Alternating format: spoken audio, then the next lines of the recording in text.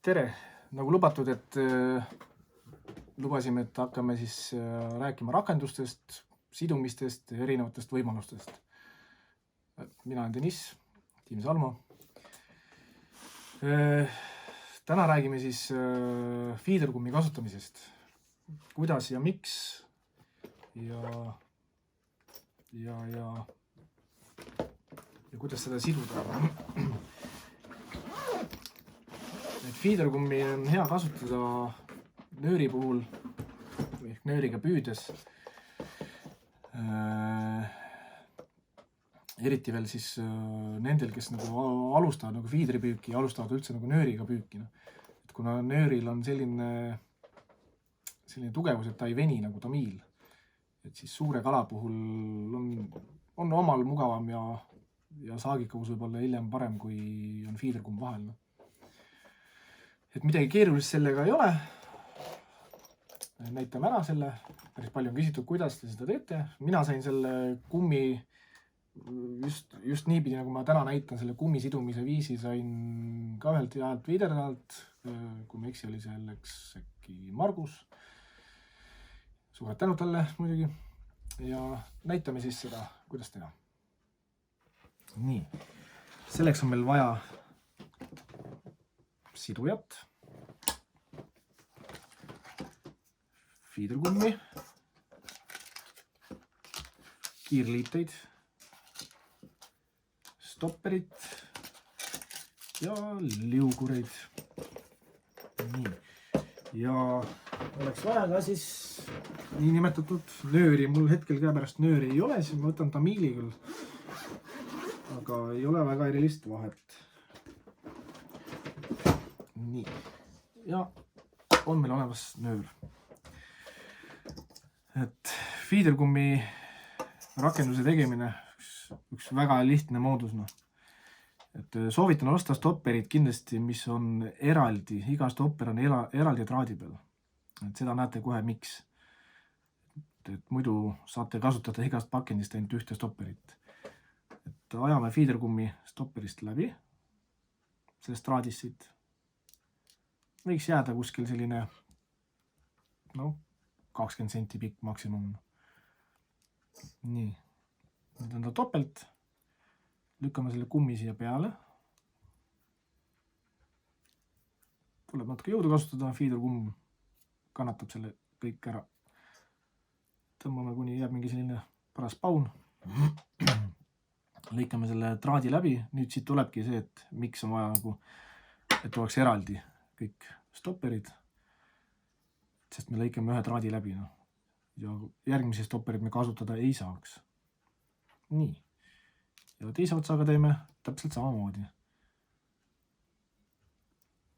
Lükkame läbi siit.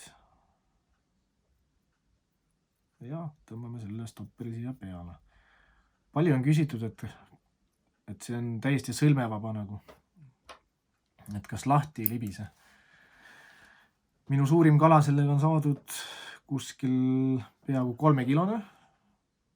Ja minul ei ole sellega veel probleemi olnud, et lahti jookseks. Et pigem läheb ennem puru kuskilt, kui jookseb lahti. Nii. Ja nüüd on meil selline kumm olemas.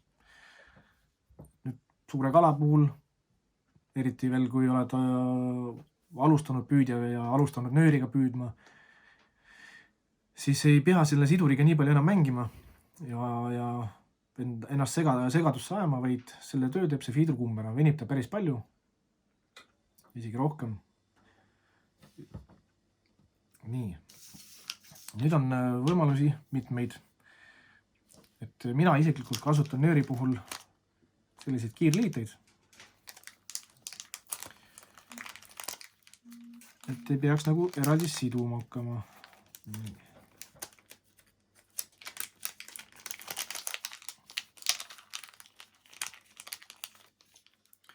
Et see on selline, et kindlasti peaks vaatama, et oleks nagu silikon peaga, nagu see siin on praegu silikon peaga kummist. Et siis ei ole nagu liugurile, see läheb korvile. Liugurile ei ole vaja kasutada eraldi leevendust ehk stopperit või midagi. Võtame pealiini. Nagu ikka, pealiini peale läheb liugur. Siis läheb see sama pea siit pealt ära. Ka pealiini peale. Nii, ja siin on üks väike augukene. Et nüüd seome selle pulga, mis meil üle jäi, seome siia otsa. Igaüks kasutab oma sõlmi. Minul on selline omamoodi sõlm. Teen lihtsalt 3 tiiru ümber. Aasast läbi tagasi. Ja ongi kogu sõlm. Lihtne kiire sõlm. Mina ei tea, ma näen, et olen videodes vaatanud ja mujalt näinud, et tehakse veel tagasi mingi piste. Mina selleks vajadust näinud ei ole.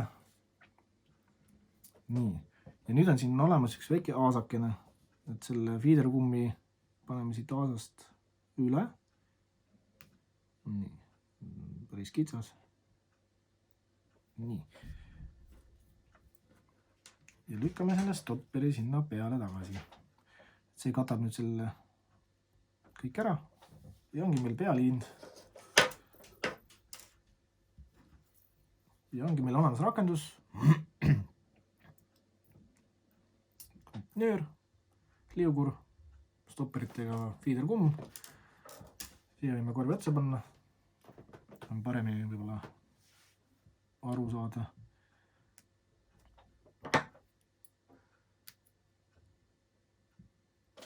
Nii. Et võistluste puhul on nõutud miinimum lipsu pikkus 50 centimeetrit ja seda loetakse korvi põhjast. Et sellepärast teeme me alati rakendused üldjuhul pikemad, kui on korv. Hoiab ennast eemale korvist ja ei lähe sassi ega takerdu nii palju. Ja ei eksi ka mõõduga. Siia otsa läheb nüüd paunaga lips ja selline see rakendus välja näeb.